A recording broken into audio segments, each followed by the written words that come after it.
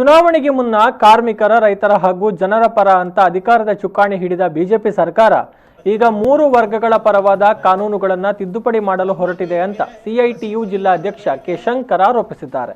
ಕಾರ್ಮಿಕ ತಿದ್ದುಪಡಿ ಕಾನೂನನ್ನು ವಿರೋಧಿಸಿ ರಾಜ್ಯವ್ಯಾಪಿ ಹೋರಾಟದ ಅಂಗವಾಗಿ ಜಿಲ್ಲಾಧಿಕಾರಿ ಕಚೇರಿ ಬಳಿ ಚಲೋ ಪ್ರತಿಭಟನಾ ಸಭೆಯಲ್ಲಿ ಮಾತನಾಡಿದರು. ಕೇಂದ್ರ ಸರ್ಕಾರ ಬಹುರಾಷ್ಟ್ರೀಯ ಕಂಪನಿಗಳ ಪರವಾಗಿ, ಉದ್ಯಮಿಗಳ ಪರವಾಗಿ ಕಾರ್ಮಿಕರ ಕಾಯ್ದೆಗಳನ್ನು ಬದಲಿಸಲು ಹೊರಟಿದೆ. ಇದನ್ನು ವಿರೋಧಿಸಿದರೆ ಹೋರಾಟವನ್ನು ಹತ್ತಿಕ್ಕುವ ಪ್ರಯತ್ನ ಮಾಡಲಾಗ್ತಾ ಇದೆ.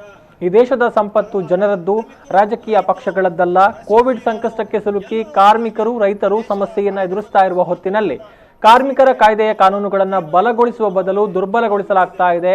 ಇದು ಜನರ ಪರವಾದ ಸರ್ಕಾರವೋ, ಮಾಲಕರ ಪರವಾದ ಸರ್ಕಾರವೋ ಅಂತ ಪ್ರಶ್ನಿಸಿದ್ರು.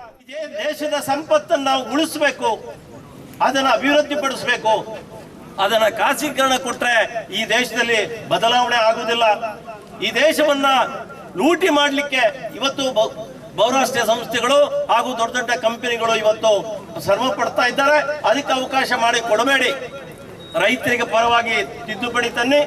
ಕಾರ್ಮಿಕರ ಕಾಯ್ದೆ ಕಾನೂನು ಕಳೆದ 100-150 ವರ್ಷಗಳಿಂದ ನಡೆದ ಚಳವಳಿಯಿಂದ ನಮ್ಮ ಹಿರಿಯರ ಕಾಲದಿಂದ ಪಡೆದ ಕಾನೂನುಬದ್ಧ ಸೌಲಭ್ಯಗಳು ಇವತ್ತು ಉಳಿಸಿ ಅಂತ ಹೇಳುವಾಗ ಒಂದೊಂದನ್ನೇ ತೆಗೆಯಲಿಕ್ಕೆ ಹೊರಟಿದ್ದಾರೆ.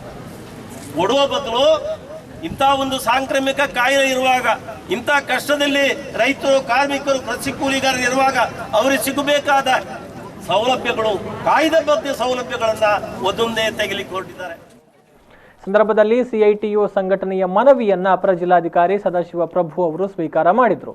ಇಲ್ಲಿ ಪ್ರತಿಭಟನೆಯನ್ನು ಮಾಡಿ ಸಾಕಷ್ಟು ಬೇಡಿಕೆಗಳನ್ನು ಇಟ್ಟಿದ್ದೀರಿ. ಮಾನ್ಯ ಮುಖ್ಯಮಂತ್ರಿಗಳಿಗೆ ಇದನ್ನು ತಲುಪಿಸುವಂಥ ಕೆಲಸ ಮಾಡ್ತೇವೆ. ಇದರಲ್ಲಿ ಹೆಚ್ಚಾಗಿ ನೀವು ಕೇಳ್ತಾ ಇರುವಂಥದ್ದು ರಾಜ್ಯದಲ್ಲಿ ಆಗುವಂಥ ತೀರ್ಮಾನಗಳು, ಕನಿಷ್ಠ ವೇತನ, ಕಾಯ್ದೆ ತಿದ್ದುಪಡಿಗೆ ಸಂಬಂಧಪಟ್ಟಂತೆ ಆರ್ಥಿಕ ಪುನಶ್ಚೇತನ ಅಂತ ಸಾಕಷ್ಟು ವಿಷಯಗಳನ್ನು ನೀವು ಕೋರಿಕೆಯನ್ನು ಇಟ್ಟಿದ್ದೀರಿ.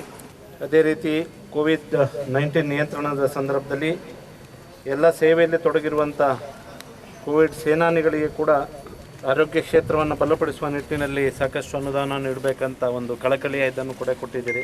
ತಮ್ಮ ಏನು ಆಗ್ರಹ ಇದೆ ಇದನ್ನು ಸರ್ಕಾರಕ್ಕೆ ಅತಿ ಶೀಘ್ರದಲ್ಲಿ ತಲುಪಿಸಿ, ನಿಮ್ಮ ಆಗ್ರಹ ಏನಿದೆ ಇದನ್ನು ಸರ್ಕಾರದ ಗಮನಕ್ಕೆ ತರಬೇಕು. ಪ್ರತಿಭಟನೆಯಲ್ಲಿ ಸಿಐಟಿಯು ಕಾರ್ಯದರ್ಶಿ ಸುರೇಶ್ ಕಲ್ಲಾಗರ, ಖಜಾಂಚಿ ಶ್ರೀಧರ್ ಗೊಲ್ಲ, ಜಿಲ್ಲಾ ಕಟ್ಟಡ ಕಾರ್ಮಿಕರ ಸಂಘದ ಗೌರವಾಧ್ಯಕ್ಷ ದಯಾನಂದ ಕೋಟ್ಯಾನ್ ಮತ್ತಿತರರು ಪಾಲ್ಗೊಂಡಿದ್ದರು.